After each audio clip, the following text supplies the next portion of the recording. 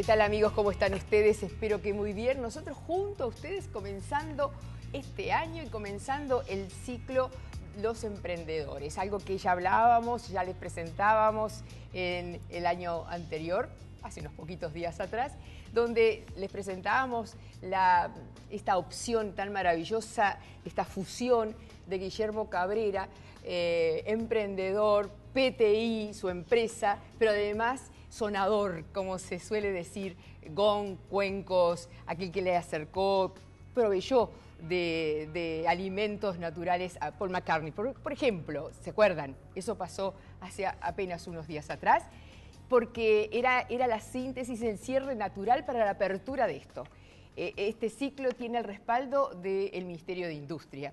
Conversando un día acá con el ministro, escuchó que estábamos armando un ciclo sobre los emprendedores y rápidamente él, su gente, Sebastián, Pablo, que me acompaña acá, y algunos otros directores, es interesante cómo se puede mostrar a la usanza de mi vieja identidades, algunos todavía recordarán, ir a las empresas, mostrar el proceso industrial, mostrar el proceso que se va llevando, vivir desde adentro lo que viven los emprendedores. Eso es lo que vamos a intentar en este ciclo mostrarles.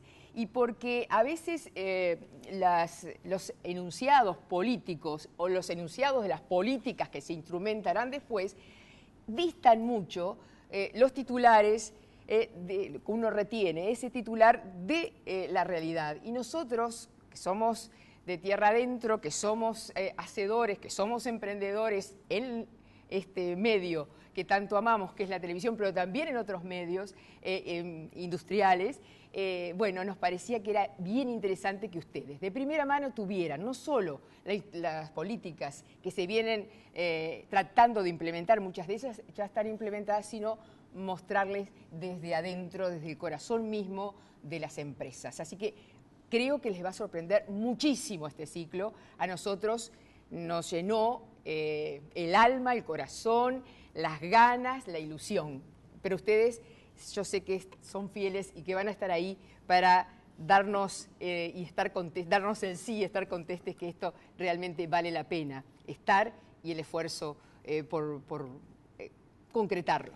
Estoy recibiendo con muchísimo gusto al director nacional de Industria, economista Sebastián Torres, ha estado más de una vez aquí en el programa, a mi vecino y amigo, que no ha estado nunca en mi programa, pero se merecía porque llegó a director nacional, entonces ya no es más mi vecino, es aparte director nacional, de pobre Pablo Villar, Dinapime, porque es tímido, es sobrio y uno hace este tipo de chanzas. Por favor, bienvenido. Muchas gracias. Pequeña y mediana empresa, la industria. ¿En qué están? Este ha sido un año interesante desde el punto de vista de la concreción de algunos proyectos que tienen larga data. La visión de política industrial en el sentido de cadenas de valor, que es un poco la forma y el formato y la metodología de trabajo que estamos teniendo, ya lleva unos 5 o 6 años. O sea que hay un trabajo aquí de acumulación que de a poco va dando sus frutos en cuestiones concretas, vinculadas a este análisis que nosotros hacemos del sector industrial por cadenas. Caso del sector automotriz, biotecnología, farmacéutico, forestal, madera, naval y otros. O sea que en ese ámbito de definición de políticas, la conformación de los consejos sectoriales tripartitos ha comenzado a dar sus primeros resultados y son mecanismos interesantes inclusive para comparar la forma en la cual Uruguay está definiendo su política industrial con participación de empresarios, trabajadores y gobierno. Después podremos profundizar en algún sector. Claro, yo escuchaba esto de Sebastián, digo, ¿cómo lo traduzco para que todo el mundo entienda lo que me está diciendo? Porque habla con tanta propiedad, tan rápido, y así es para trabajar también, me consta. Sí, Qué compromiso, ¿no? Es a veces más verborrágico en la acción que en la dicción. Eso sí que estamos hablando de... Pero eso está bueno. Porque sale de la universidad a la acción, ¿no? También, sí. Ya lo hemos hablado en otra oportunidad con Sebastián. Pablo, de la vida, de la práctica al diseño de políticas, como es el caso tuyo. Sí, realmente no es menor el desafío que asumió el ministro Kramerman, de romper un poco el molde y poner de alguna forma un actor del sector pequeña y mediana empresa al frente de la Dinapime. Yo creo que eso de por sí ya demuestra una actitud mucho más activa y mucho más con intención y vocación de, como tú decías, todas estas cosas que son política, instrumentos de política, cómo se traducen en la práctica. Y eso me parece que es una cuestión que, digo, en lo personal ha sido un múltiple desafío porque como pequeño empresario, como dirigente gremial y ahora como director de INAPYME desde la administración, te impone desafíos diversos. Y con Sebastián realmente, digo, con el resto del ministerio también, pero con Sebastián en particular, creo que este abordaje y esta mirada de cadena facilita el análisis y además para nosotros, en lo que hace a la incorporación del sector micro, pequeña y mediana empresa a las cadenas de agregado valor, es uno de los abordajes, si se quiere, más conductistas y más producentes. Aunque la última encuesta, si bien da, digamos, resultados favorables, todavía falta la inclusión de pequeñas y medianas empresas en las cadenas exportadoras. ¿O interpreté mal la encuesta? Yo creo que a veces la lectura tiene que hacerse por dos andariveles básicos, digamos. Por un lado, la encuesta demuestra que en algunos puntos y en algunos indicadores en los cuales se ha venido trabajando en estas últimas dos administraciones, se ha crecido y mucho. Teníamos un 2,8% de empresas con acceso a crédito de inversión, hoy tenemos un 4,2%. O sea, hay una primera lectura que dice los instrumentos que estamos implementando son adecuados. ¿Pueden ser mejores? Sí, estamos tratando de que sean corregidos.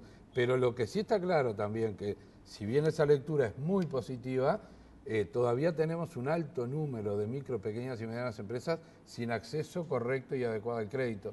Y eso nos impacta en el abatimiento de brecha tecnológica, en la actualización tecnológica, impacta en productividad, en competitividad, y por eso tal vez no podemos terminar de incorporarlas a las cadenas de valor. Es una temática que nos plantea para este año 2013 grandes desafíos en seguir en esta senda de inclusión y de incorporación de los sectores industriales nacionales a las cadenas exportadoras. En estos días se ha dicho que el 2012, que acabamos de terminar, fue un año récord de inversiones. En el sector industrial también.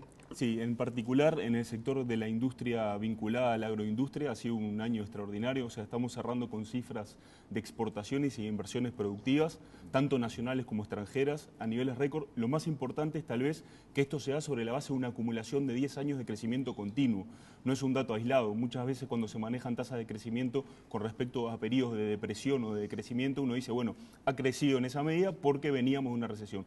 Este caso, en particular, el año 2012, cerrar con una nueva cifra de récord de exportaciones e inversiones sobre la base de 10 años acumulados de crecimiento continuo, no es un dato menor, sobre todo por la importancia que esas cifras tienen desde el punto de vista de cómo se traducen al tejido social y al tejido productivo.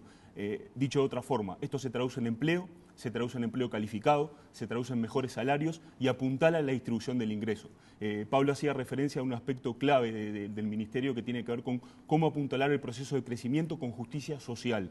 Nosotros entendemos que ahí hay por lo menos 3 herramientas que son fundamentales. Las políticas sociales, per se, las transferencias de ingreso, la importancia del fortalecimiento de lo que denominamos bienes públicos, salud, educación y vivienda. Y un tercer aspecto está directamente vinculado con la pequeña y mediana empresa y cómo se insertan, con la pregunta que tú hacías, a esas cadenas de valor. Entonces, en ese marco, las cifras dan una indicación de que hemos avanzado un buen trecho, queda mucho por hacer. Generalmente uno asocia esto, inversiones, crecimiento de exportaciones, etcétera, con bonanza económica, que lo es, y con algunas otras cosas, como por ejemplo aumento del empleo. Pero algunos de quienes intervienen en este ciclo, como el ingeniero Ambrosi, creo que es ingeniero, Fernando.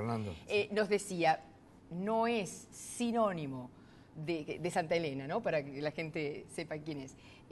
No es sinónimo de crecimiento de puestos de trabajo el crecimiento o el cambio de matriz tecnológica. Es decir, pasarse a una tecnología de punta no necesariamente significa mayores puestos de trabajo. Ese es un desafío para la pequeña y mediana empresa.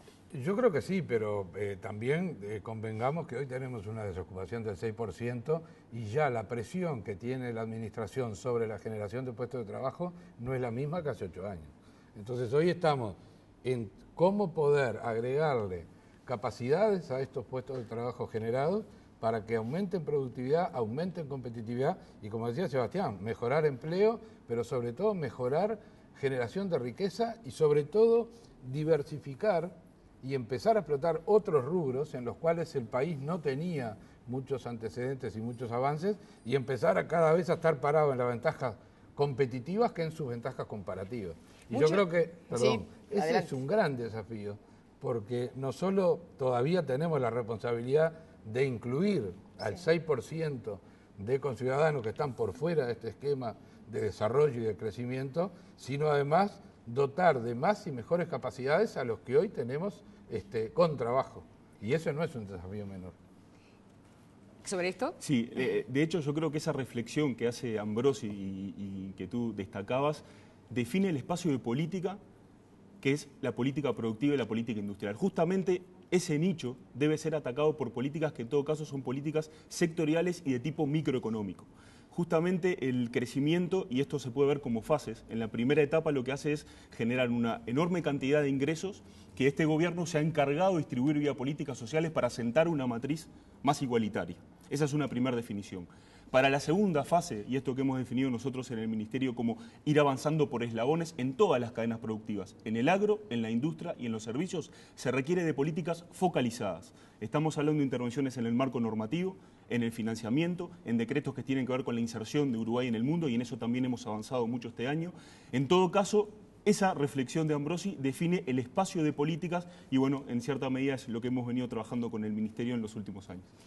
Nosotros hemos hecho una serie de programas en este ciclo que tiene que ver con pequeñas y medianas empresas, que tiene que ver con empresas recuperadas por los trabajadores, que tiene que ver con empresas de biotecnología, con empresas como CCC, que es de inteligencia, exportación de inteligencia, que realmente nos impactó y nos ha impactado Montajes Núñez, por ejemplo, porque es la experiencia de un trabajador que queda desocupado y rearma familiarmente su fábrica. Hemos estado en Envidio, que tiene todo un desafío por delante de una inversión de 20 millones. Hemos estado en Yasaki, por nombrar algo, Yasaki con 1.100 trabajadores en Las Piedras, 800 en Colonia, pero había que ver de adentro esa tecnología y ese planteo japonés que nos retrotrajo a Chaplin, pero no importa, en otra realidad.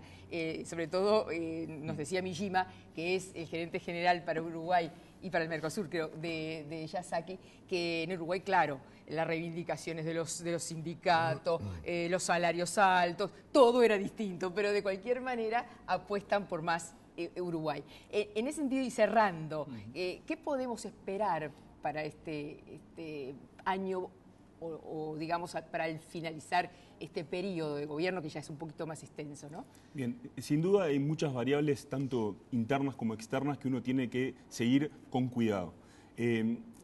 Los aspectos más promisorios vienen vinculados, y tú mencionabas la importancia de la inversión extranjera directa, a que el interés por invertir en Uruguay sigue firme. Y yo diría que sigue firme y va a continuar en expansión. Desde el punto de vista de la inversión nacional, si uno analiza básicamente la inversión, por ejemplo, proyectada por las empresas públicas, eso da también un fundamento muy fuerte, interno, endógeno, como se denomina en teoría económica, al crecimiento impulsado por el propio Uruguay. Dentro del escenario de los nubarrones, le podríamos decir, uno tiene que hacer un seguimiento muy cercano a lo que está ocurriendo en el mundo. Uruguay necesita de la región para vender gran parte y colocar sus productos de la industria manufacturera y del resto del mundo para vender el resto de toda la agroindustria. Entonces, en ese escenario, nosotros tenemos que seguir de cerca la recuperación de Estados Unidos, la recuperación de la Unión Europea y ver cómo eso puede llegar a impactar a nuestros principales socios comerciales. ¿Y la política macroeconómica nuestra está impactando también? ¿Recibirá ajustes? ¿Será necesario? La política macroeconómica nos ha permitido a nosotros generar este escenario de estabilidad del cual Uruguay ha básicamente desarrollado diferentes industrias como las que mencionábamos, porque esa es la primera señal que busca el inversor. El inversor busca certezas a la hora de instalar sus fábricas. Seguramente esa política macro nos permita continuar en un escenario de crecimiento que nosotros estimamos para la industria manufacturera el año que viene se situará entre el 3 y el 3,5%. Eso indica que bueno, los fundamentos están. Tenemos tenemos que cuidarlos y seguir con atención lo que ocurre en el resto del mundo. Yo les agradezco a ambos. Vamos a convocar inmediatamente después de esta pausa a 2 directores y después terminaremos con el ministro Kramerman, porque me parece que es interesante el planteo de las políticas, porque luego, más adelante, durante este ciclo, ustedes no van a tener anuncios políticos durante bastante tiempo. Están todos acá concentrados. Vamos a ver, mientras miremos el ciclo, si realmente lo que dicen se aplica y se hizo realidad. Gracias a ambos. Gracias. Ya venimos. Gracias.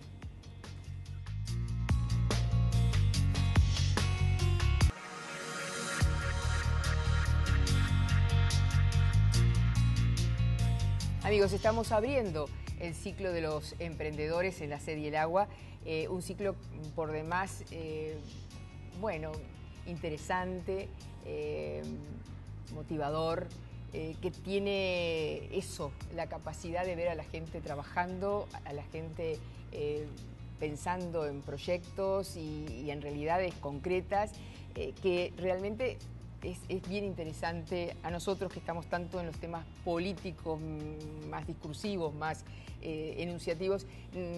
A veces es necesario poner de nuevo el pie en la tierra. Y yo estoy recibiendo con muchísimo gusto al director nacional de energía, doctor Ramón Méndez. Hemos estado hablando el año pasado con respecto al cambio de matriz energética. Le agradezco mucho. Vamos a hablar de eso, de la importancia de las políticas de energía para cualquier emprendimiento en el país. Le agradezco que esté, y estamos recibiendo al director nacional de telecomunicaciones, ingeniero Sergio de Cola, que también pasó por acá, porque claro, el cambio tecnológico que se viene en el tema de telecomunicaciones realmente nos puso digamos, en la vía de la información que es necesaria para tomar estas decisiones. Gracias, gracias por estar aquí. Ramón, ¿cómo es la política energética? ¿Cómo se puede prever la incidencia que tiene la energía en cualquier proceso industrial? ¿Verdad? Es muy alto. Es altísimo. El tema energético en Uruguay mueve el 15% del Producto Bruto. Son más de 6.000 millones de dólares todos los años, simplemente de las ventas, de transacciones de energía entre las empresas que venden energía y todos los consumidores, que somos todos los uruguayos. Claro, en nuestras ya no casas. Pensemos en UTE. No, nosotros pensamos en UTE, claro, energía UTE. No. UTE, la energía eléctrica, es menos de la cuarta parte de toda la energía que se consume en el país, para tener una idea. Y si uno no conjuga todas las variables ambientales, éticas, sociales, culturales y por supuesto las económicas y las tecnológicas, es muy difícil de ver la globalidad de los temas que engloban lo energético y cómo impactan absolutamente todas nuestras vidas, en la competitividad de nuestras empresas, en el bolsillo de los uruguayos, en el impacto ambiental, en la integración social. Absolutamente en todas las variables de la política nacional está presente el tema energético. ¿Ha sido sensible digamos, no solamente los industriales como parte de la sociedad, sino la sociedad en su conjunto, a estos nuevos énfasis, estas nuevas políticas que se quieren instrumentar? Nosotros vemos como extremadamente positiva la respuesta en general. Está claro que lo que cambió de alguna forma es el hecho de tener una política energética de largo plazo. Nunca el país había tenido una mirada de 20 años hacia el futuro, y mucho más interesante fue el hecho que hubiera sido consensuada esa política entre los 4 partidos representados en el Parlamento. Eso da una fortaleza, una continuidad a lo que se puede estar haciendo, que recordemos, en el caso energético las inversiones son de muchas décadas y lleva muchos años pasar de las ideas a la transformación concreta. Y cuando uno tiene una política con una mirada globalizadora a largo plazo y con alto consenso estratégico a nivel político, las transformaciones son mucho más sencillas y los apoyos son mucho más fáciles de lograr. Vuelvo sobre biomasa y otros temas que me parecen muy interesantes, que están ahí sobre la mesa, pero antes este tema de las telecomunicaciones, de esta fábrica sin chimenea, como se decía antes del turismo, pero digo, también esta, ¿no? En donde uno es creatividad, es inteligencia, es, bueno, todo lo que es el contenido, no solamente de las telecomunicaciones como las conocemos, sino de el sustrato, lo que alimenta, ¿no? Sin duda las telecomunicaciones son a la era de la sociedad de la información y el conocimiento, lo que antes era la infraestructura física, puertos, carreteras, trenes, a la sociedad industrial.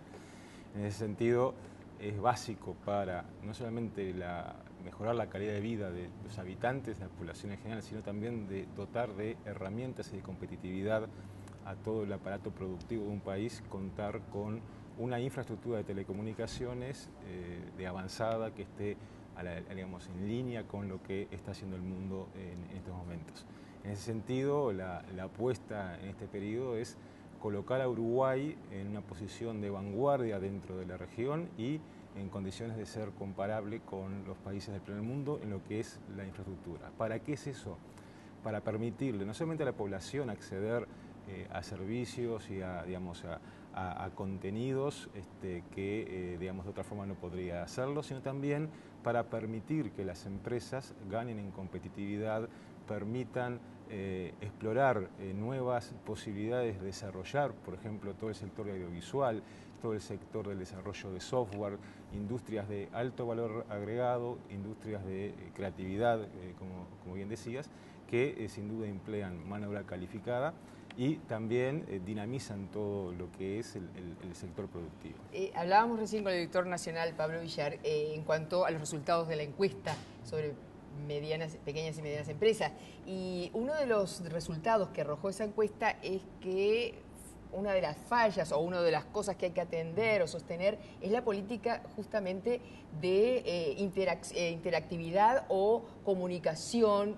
A ver, muchas empresas pequeñas no tienen computadora. Estoy hablando lisa y llanamente sobre eso. Entonces, ¿cuántas posibilidades menos tiene esa empresa si estuviera en una red y conectado a su vez en esta cadena de la que hablábamos antes, ¿no?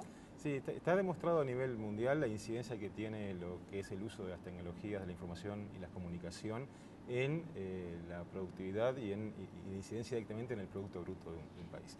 Entonces, en ese sentido, lo que hay que analizar son las posibles causas de ese fenómeno que se vio reflejado en esa encuesta. Y tenemos causas que pueden tener que ver con costos eventualmente, pero también causas que tienen que ver con la capacitación y que tienen que ver con visualizar las ventajas y el aumento de productividad que permite el uso de las tecnologías.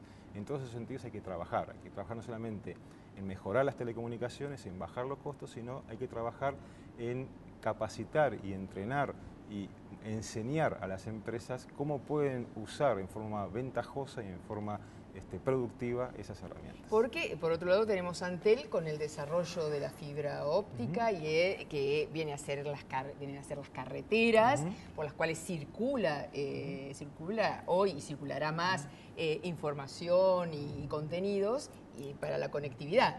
Esto que parece que es tan difícil de pensarlo y cada vez lo vemos más claro. En ese sentido, ¿qué rol le asigna a este desarrollo de Antel? Es un rol muy importante porque de alguna forma es una de esas apuestas que van a permitir colocar al país a la vanguardia, y no solo a la vanguardia de la región, sino también ser comparable con el resto del mundo. Hay pocos países del mundo que estén en proyectos de fibra directa al hogar que permite las mayores velocidades de acceso a Internet y de conectividad en general a nivel del país.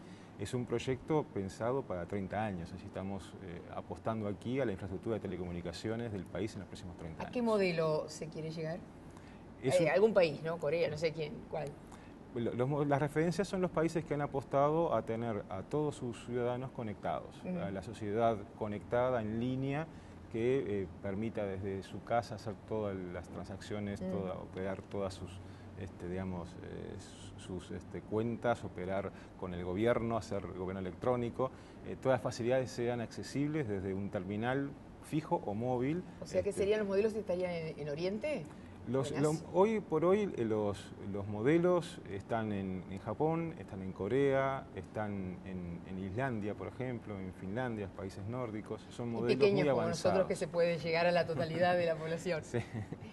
Bien, decíamos con respecto a la energía, este proyecto de biomasa que atacaría temas fundamentales como la basura, los residuos, ¿no? y la generación de energía, ¿cómo va? ¿Qué caminos, qué pasos va a dar? Bien, es uno más dentro de todo este objetivo, que es tratar de apropiarnos de recursos disponibles en nuestro territorio para transformarlos en energía, como es el viento, como fue siempre el agua, como es el sol y como es en particular la cantidad de residuos de biomasa que tenemos disponibles. En particular, como son las semillas, como el sorgo, como... Bueno, hoy, por ejemplo, más del 80% de la cáscara de arroz que existe en el país y que era un residuo hasta hace poco, más del 80%, hoy ya se transforma en energía. Residuos de la industria forestal, ya sea cerraderos o propios residuos de campo, se transforman en energía. El bagazo de la caña de azúcar, que surge del procesamiento de la caña de azúcar, hoy se transforma en energía. Es decir, hay ya una decena de emprendimientos funcionando que transforman lo que hasta hace un tiempo era un pasivo medioambiental en un activo energético. Pero queremos ir a mucho más, naturalmente. Estamos trabajando en dos proyectos muy específicos, uno para tratar de, conjuntamente con la Dirección Nacional del Medio Ambiente y la Dirección General Forestal del Ministerio de Ganadería, Agricultura y Pesca, para identificar todos los recursos forestales disponibles y que generen residuos para transformar en energía. Y por otro lado, algo mucho más ambicioso, que es identificar en todas las cadenas agroindustriales de nuestro país, que vaya si tenemos cadenas agroindustriales en la leche, en la carne, avícola, las propias cadenas de los biocombustibles, la lana, etcétera, para identificar dónde se generan residuos, desde lo más fundamental, que es en el predio, en el campo, hasta en el sector industrial, identificar qué residuos existen, qué cuellos de botella existen para el crecimiento de ese sector productivo y poder transformar ese pasivo en alguna forma de energía. Y ese es un proyecto muy ambicioso, naturalmente, que se inserta en todo esto del aprovechamiento de nuestros recursos para poder tener más soberanía, no depender de importación de combustibles, sino tratar de generar nuestra propia energía en nuestro propio territorio y de manera sustentable. Dos plantas de Alur que también están en este ciclo, una en Paysandú y una que se estará inaugurando en breve acá en Montevideo, bioetanol y biocombustible y biodiesel. Biodiesel. ¿Tiene que ver con esto? Claro, por supuesto, tiene todo que ver. Es decir, cuando uno produce biocombustibles a nivel nacional, está generando miles de puestos de trabajo, está evitando la importación, enviar para fuera del país divisas de cientos de millones de dólares para comprar petróleo, y además está utilizando recursos autóctonos manejados de manera sustentable, y todo eso en definitiva aumenta soberanía, permite reducir costos, permite generar puestos de obra, puestos de trabajo altamente calificados, transferencia tecnológica. La pregunta incómoda, también un gran captador, porque si se planta más sorgo, más trigo, más arroz, más bosque, es gran tomador de agua, ¿no? ¿Cómo se logran los equilibrios? Bueno, no se está planteando de ninguna forma, por ejemplo, forestación energética, es decir, no se está planteando que se planten más árboles para generar energía, sino simplemente aprovechar los residuos de la industria existente para tratar de Pero sí grandes extensiones de sorgo y grandes extensiones de trigo y de otros. Pero por ejemplo, el caso de la soja es bien interesante, o sea, solamente el 15% del contenido de la semilla es el aceite para producir el biodiesel. El 85% restante tiene un alto contenido proteico, que lo que va a reemplazar es la importación de ración animal. Uruguay, que estaba importando 140.000 toneladas de ración animal por año, va a pasar a ser un exportador de ración animal. Y todo eso también termina cerrando la cadena de todo punto de vista. Sí, yo hablaba del agua como recurso. Pero no, la idea no es utilizar más agua, sino con los mismos recursos naturales, tratar de usarlos de manera más eficiente. Ha sido más que un gusto. Gracias a ambos por estar en este programa inaugural de este ciclo para nosotros tan especial, que habla del emprendedurismo, que habla de sueños individuales, que habla de sueños colectivos, que habla del sueño de una sociedad en marcha. Gracias a ambos. Gracias. Ya venimos Placer. con el ministro.